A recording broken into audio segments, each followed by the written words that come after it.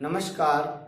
आज हम कक्षा 8 गणित में प्रश्नावली 5.3 के सवालों को हल करेंगे। आइए प्रश्नावली 5.3 को हम हल करते हैं। कक्षा 8 हिंदी माध्यम की पुस्तक आपके सामने रखी होगी, नहीं भी रखी तो आप नेक्स्ट जब भी वीडियो देखें या ये क्लास अटेंड करें तो पुस्तक को सामने अवश्य रखिएगा। पहला प्रश्न है, इन प्रयोगों के आधार पर आप जो परिणाम देख सकते हैं उन्हें लिखना है। हमें पहला प्रश्न लिखा है, प्रश्न क्रमांक पहला है ना। एक पहिया बना हुआ है हमारे पास इस प्रकार से, एक पहिया बना हुआ है इस प्रकार का, और इसमें ऐसे लिखा है ए लिखा है, फिर ए लिखा है, फिर आपका बी लिखा है, फिर आपका सी लिखा है, फिर डी लिखा है। ठीक है ना, ये बिंदु है। तो इस प्रकार से ये जो है हम करते हैं। ऐसा ही कोई लिखा है, इसमें बी पर लिखा है तीर, बी पर एक तीर लगा हुआ है। पहला है पहिए को घुमाना है, पहला ए वाला है पहिए को घुमाना, पहिए को घुमाना है ना। इसी में बी क्या है, इसी में बी है दो सिक्कों को एक साथ उछालना। आप जो परिणाम देख सकते हैं प्रयोग, ये दो प्रयोग हैं, प्रैक्टिकल है, तो आप क्या परिणाम दे सकते हैं उनको उत्तर हमें बताना है। दूसरा है दो सिक्कों को एक साथ उछालना। क्या करना है, दो सिक्कों को एक साथ उछालना। ठीक है, अब हमने क्या किया, हमने देखा कि पहला जो है उसमें हमें क्या करना था कि पहिए को घुमाना। हम लिखते हैं पहिए में ए बी सी डी कुल 4 अक्षर हैं, अतः यहाँ कुल 4 परिणाम होंगे। ठीक है, इसका उत्तर यदि हम लिखें तो क्या लिखेंगे, पहिए में ए बी सी डी 4 अक्षर हैं, 4 अक्षर हैं, अतः कुल परिणाम कितने होंगे, कुल परिणाम कितने होंगे, कुल परिणाम 4 होंगे। इसलिए कुल परिणाम 4 होंगे। कितने होंगे, कुल परिणाम 4 होंगे। इसी प्रकार से आपका दो सिक्कों को एक साथ उछालना, दो सिक्कों को एक साथ उछालते हैं तो परिणाम इस प्रकार के हेड या टेल होते हैं। क्या क्या होते हैं, यहां पे देखना, दो सिक्कों को एक साथ उछालने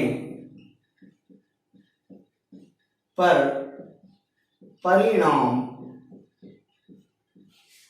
हेड, इसको एच बोलते हैं, व टेल जिसको टी बोलते हैं, हेड व टेल आते हैं। अब अतः अपन दोनों को एक साथ उछालते हैं तो क्या आएगा, पहले में हेड दूसरे में हेड, ऐसा आ सकता है।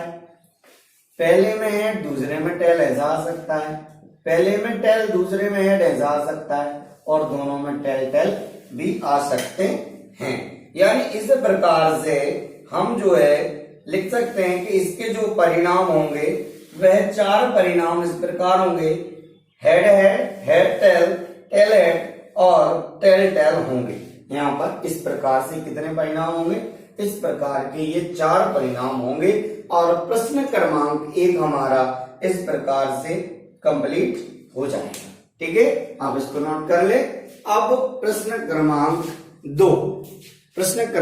2 देखते हैं हम, क्या है प्रश्न क्रमांक 2 में।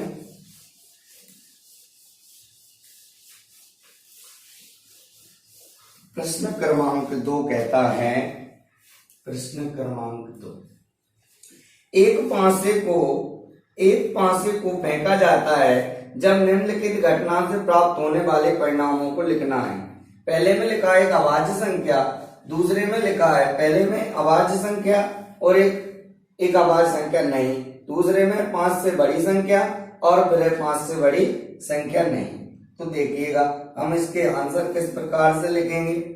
पहला वाला है उसका ए वाला उत्तर लिखते हैं, पहला वाला है उसका ए वाला उत्तर लिखेंगे, एक अभाज्य संख्या प्राप्त होने वाले परिणाम। अब देखते हैं पांसे में कुल स्थितियां कितनी हो जाएंगी, यहां लिख लें, पहले यहां लिखते हैं 5 से पर कुल अंक क्या क्या हो सकते हैं, 1 हो सकता है, 2 हो सकते हैं, 3 हो सकते हैं, 4 हो सकता है, 5 हो सकता है, 6, यानी बराबर कितने हो सकते हैं, 6 अंक हो सकते हैं। जब 6 अंक हो सकते हैं तो हम क्या कर सकते हैं, हम देखते हैं कि एक अभाज्य संख्या प्राप्त होने वाले परिणाम यहां लिखेंगे, एक अभाज्य संख्या प्राप्त होने वाले परिणाम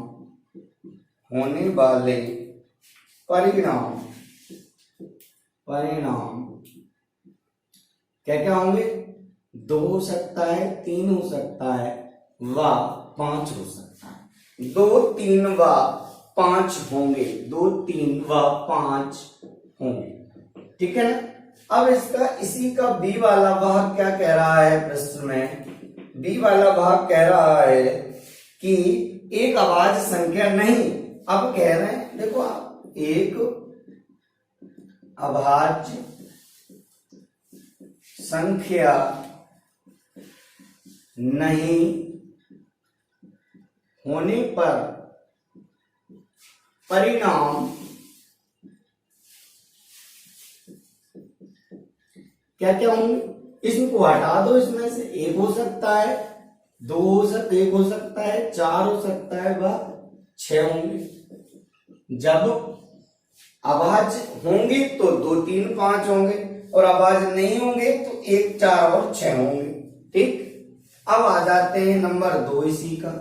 2 का पहला जो है ए, वह कह रहा है, वह क्या कह रहा है, वह कह रहा है 5 से बड़ी एक संख्या, 5 से एक बड़ी संख्या सिर्फ इसमें कितनी है, सिर्फ 1 है। तो यहां लिखेंगे 5 से बड़ी संख्या 6 होगी। सिर्फ क्या हो सकता है, एक ही परिणाम है, वो हो सकता है आपका 5 से बड़ी संख्या क्या हो सकती है, 6 हो सकती है। अब कह रहे हैं 5 से बड़ी एक संख्या नहीं होने वाले परिणाम, तो 5 से बड़ी संख्या नहीं होने वाले परिणाम यहां लिखेंगे 5 से बड़ी संख्या न होने वाले परिणाम। तो 1 से मतलब 6 से छोटे सब क्या क्या हो जाएंगे, 1 हो जाएगा, 2 हो जाएगा, 3 हो जाएगा, 4 हो जाएगा और 5 हो जाएगा। तो इस प्रकार से ये होंगे, ठीक है ना। आपको समझ में आ गया होगा सर।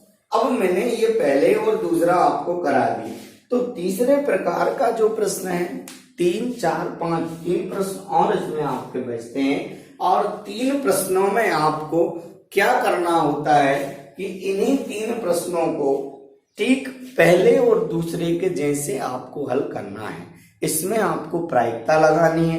प्रश्न क्रमांक 3 में आपको पढ़ के बता देता हूं कि कैसे हल होगा। अब ज्ञात कीजिए प्रश्न 1 में सूचक के डी पर रुकने की प्रायिकता। अब ये कह रहे हैं सूचक डी पर रुकने की प्रायिकता तीसरे का पहला है, पहले वाले प्रश्न को देखना है। तो देखो कुल स्थितियां कितनी हैं, उसमें 4 है।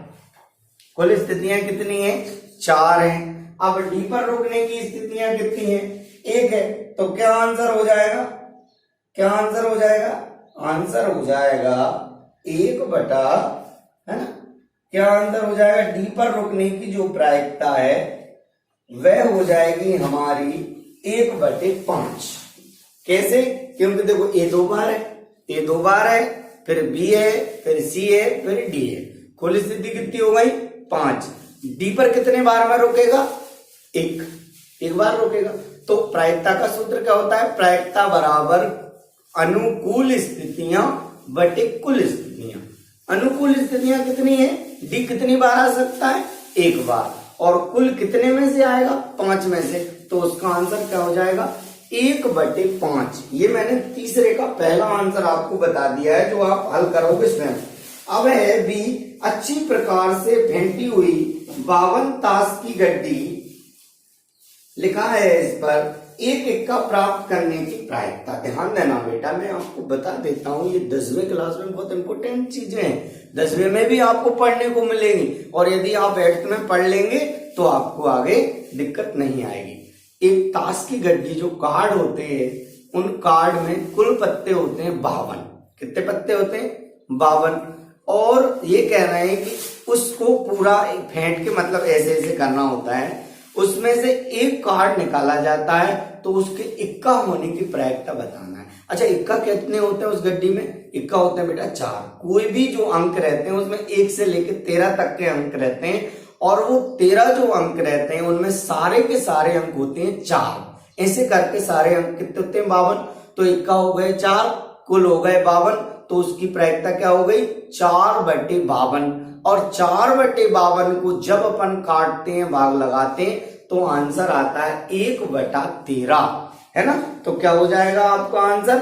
1/13 आपका दूसरे का आंसर हो जाएगा, 1/5 आपका पहले का आंसर हो जाएगा, है ना? अब कह रहे हैं एक लाल सेब प्राप्त करने की प्रायिकता। तो अब इस चौकोर डब्बा बना हुआ है, इसमें कुल जो सेब है वो 7 सेब रखे हुए हैं। 7